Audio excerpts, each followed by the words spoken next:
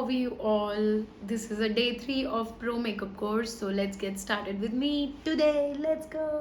तो आज हम बात करेंगे प्रो मेकअप कोर्स डे 3 के लिए एंड आज का टॉपिक रहेगा कंसीलर एंड करेक्टर। बहुत सारे मेरे साथ लोग होंगे जो ये बात पे अग्री करेंगे कि ये बहुत ही एक ऐसा चीज़ है जो बहुत डिफ़िकल्ट लगती है लोगों को, specially colour wheel. If you know, अगर आप बहुत सारी वीडियोस देखते होगे तो ये जो बहुत लोग कलर व्हील बताते रहते हैं, बहुत सारे मेकअप आर्टिस्ट हैं जो कलर व्हील की वीडियोस डालते हैं और बहुत ही कंफ्यूजिंग लगता है। तो आज हम उसको कवर करेंगे कलर व्हील को, कि किस तरीके से हमें करेक्टर यूज़ करना है, किस स्किन टाइप और किस स्किन टोन पे कैसा कलर करेक्टर यूज़ होगा, कैसा कंसीलर यूज़ करेंगे। तो बिना स्किप किए आप इस वीडियो को पूरा तक लास्ट तक देखना, और अगर आपका कोई भी क्वेश्चन होगा तो मुझे कमेंट या डीएम करना मेरे इंस्टा पे जो यहाँ पर मेंशन है, इसमें जाके आप प्लीज़ मुझे बताएं कोई क्वेश्चन, कोई क्वेरी है related to the things which we have covered till now. और with that I am again asking you all, आपने क्या प्रैक्टिस किया है? अगर नहीं किया है तो प्लीज़ प्रैक्टिस साथ साथ करते रहना ताकि आप उसको भूलो नहीं। अब बिफोर स्टार्टिंग दिस मैं थोड़ा सा अपनी जर्नी के बारे में बताऊंगी। जब मेकअप कोर्स स्टार्ट किया था, और पहली बात तो मैं सेल्फ अपना इतना कुछ सीखा है अपने आप की, मैं सिर्फ जो एकेडमी में किसी से सीख के आई हूँ वो मैंने एक बस ऑन पेपर लेना था इसलिए किया है। आप मेरे साथ रह के यहाँ पर ये सब चीज़ें सीख सकते हो without any cost. I am doing it through the YouTube channel and which is free of cost, and I am going to conduct a online makeup class very soon which will be short term।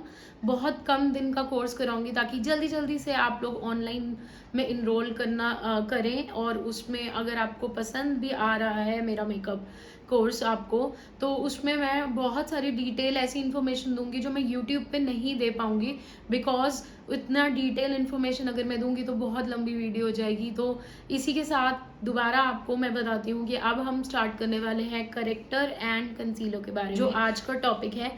तो सबसे पहले आप मुझे ये बताइए कि कितने लोग ऐसे हैं जो बिना करेक्टर और कंसीलर के डायरेक्टली फाउंडेशन यूज़ कर लेते हैं। मेरे को लगता है यहाँ पे जितने लोग देख रहे हैं उसमें से 70 to 80% जो है, दिस इज़ फैक्ट। अगर आप गूगल पर सर्च करोगे काफ़ी आपको इस पर इंफॉर्मेशन मिलेगा कि बहुत लोगों को करेक्टर एंड कंसीलर के बारे में बिल्कुल भी नॉलेज नहीं है, लोगों को पता ही नहीं है। सीधा स्किन प्रेप, अगर अब जबकि CTM इतना ऑनलाइन पता लग गया है, और अभी तक के 2 क्लासेस में हमने वही स्किन प्रेप कैसे करते हैं और स्किन प्रेप के बाद का क्या मेकअप से स्टार्ट होने के लिए प्राइमर का रिक्वायरमेंट है। अब आती है बात कंसीलर एंड करेक्टर की, जो आज हो रहा है डे 3 में कवर। तो वही मैं आपसे पूछ रही थी कि आप मुझे बताइए कि बहुत लोग ऐसे हैं जो इनको नहीं पता होगा कि कंसीलर और करेक्टर होता क्या है। बताती हूँ, इस व्हील जो आप कलर व्हील इस स्क्रीन पे देख पा रहे हो, रेड, येलो एंड ब्लू, ये हमारे प्राइमरी कलर्स होते हैं। रेड, येलो एंड ब्लू, ये हमारे प्राइमरी कलर्स हो गए, और ऐसे ही हमारे सेकेंडरी कलर्स भी होते हैं। बट मैं आपको प्राइमरी कलर का थ्योरी बताऊंगी कि ये जो कलर है वो आपके बेसिकली स्किन के ऊपर होता है। जैसे रेड आपके कोई मार्क्स हो गए, आपको कोई चोट लगी तो वो रेड हो गया। लेटर ऑन ब्लू हो गया, जैसे आपके डार्क सर्कल्स और आपके कोई जैसे बम्स होते हैं वो डार्क कलर के हो जाते हैं, वो सब ब्लू के अंडर आते हैं। और अब मैं आपको बताती हूँ जब हम इन सबको मिक्स करते हैं तो क्या कलर निकलता है, that would be secondary colours. So ये हो गया बहुत सिंपल थ्योरी। अब मैं आपको बताती हूँ जब मिक्स करते हैं तो अगर आप येलो एंड रेड को मिक्स करेंगे तो आता है ऑरेंज, और अगर आप रेड एंड ब्लू को मिक्स करोगे तो आपको मिलेगा पर्पल। तो मैं आपको इस तरीके से सिखाती हूँ कि जैसे एक वॉल है, वॉल पे आप कोई ब्लू कलर का पेंट करते हो और उसके ऊपर सीधा व्हाइट कलर का करते हो, तो जो डार्क कलर जो भी आपने किया, चाहे वो ब्लैक करा है या आप ब्लू मान लो, या डार्क कलर मतलब आपने ब्लैक मान लो, आपने ब्लैक वॉल करी है और वो वॉल के ऊपर आपने सीधा व्हाइट पेंट लगा दिया, तो उससे क्या होगा कि आपका जो ब्लैक है नीचे का वो आपके व्हाइट पेंट को दबा देगा, और नीचे का डार्क कलर ऊपर उभर आएगा, तो वो ग्रे टोन में आपका चेंज हो जाएगा, आपको व्हाइट नहीं मिलेगा। सो मेरे कहने का मतलब है, अगर आपके कोई ब्लेमिशेस हैं, आपके कोई डार्क सर्कल्स हैं, मेन डार्क सर्कल्स का इशू बहुत लोगों को होता है, तो डार्क सर्कल्स हो गए या फिर आपके बम्स हो गए, जैसे मेरे देखो आप छोटे छोटे बम्स हैं, डार्क एरिया होता है किसी किसी का, यहाँ पे सन टैन हो जाता है, काफ़ी सारे डार्क डार्क एरियाज हमारे फेसेस पे होते हैं जिनको हम करेक्ट करते हैं ऑरेंज कलर से। ऑरेंज क्या काम करता है, आपको एक बेस ऑरेंज बनाना है पहले, प्राइमर के बाद आप ऑरेंज करोगे। अगर आपके डार्क सर्कल्स हैं या आपका डार्क ब्लेमिशेस हैं आपके फेस पे, ऑरेंज के ऊपर आप करोगे सबसे पहले उसको कवर करने के लिए आप अपनी स्किन टोन से 2 कलर शेड लेवल को डाउन जाना, ताकि ऑरेंज जो कलर है वो नीचे दब जाए। नहीं तो अगर आप ऑरेंज कलर के बाद सीधा अपने फाउंडेशन को डालोगे तो क्या होगा, ऑरेंज कलर आ जाएगा। आपका नीचे का जो बेस होगा, जो डार्क सर्कल के ऊपर आपने ऑरेंज किया है ना, वो क्या होगा, वो ऑरेंज कलर तो आपके डार्क को छुपा देगा। लेकिन जो डार्क तो ऑरेंज वाला जो है, अगर आप उसके ऊपर 2 शेड अपने टोन के से डाउन रखोगे तो वो जो ऑरेंज कलर है वो ऊपर ऊपर उभर के नहीं आएगा, आप उस शेड को एक्चुअली कवर कर रहे हो ऑरेंज को। सो ऑरेंज के ऊपर भी एक कवरेज के लिए आप 2 टोन डार्क शेड लोगे अपने स्किन का, फिर आप फाउंडेशन लगाओगे तो आपका कभी भी मेकअप ग्रे नहीं पड़ेगा। और ये इन्फॉर्मेशन मैं आपको फैक्ट बता रही हूँ कि आपको कोई भी नहीं देगा इतनी डिटेल इन्फॉर्मेशन देना, और आप आई थिंक इसको समझ पाओगे कि इतना डिटेल में बताना बहुत इजी नहीं होता। मैं कोशिश कर रही हूँ आप तक ये सब पहुंचाने की, ताकि आपको ये फ्री में आपको ये इन्फॉर्मेशन मिल पाए। मैं अगेन रिपीट कर देती हूँ, पहले आपके अगर जो डार्क सर्कल है उन पे ऑरेंज करना, ऑरेंज के ऊपर अपने 2 शेड जो कम आपका कलर है, जो मेन आपका स्किन टोन का कलर है, उससे 2 शेड आप डायरेक्टली कलर को डाउन रखना। वो उसका होता है कंसीलर, जो ऑरेंज होता है वो है करेक्टर, और उसके ऊपर फाउंडेशन होगा। तो आपका कभी भी आपका फाउंडेशन डार्क नहीं होगा, बिकॉज वो रॉन्ग शेड लेके आते हैं, उनको पता ही नहीं है शेड उठाना कैसे है।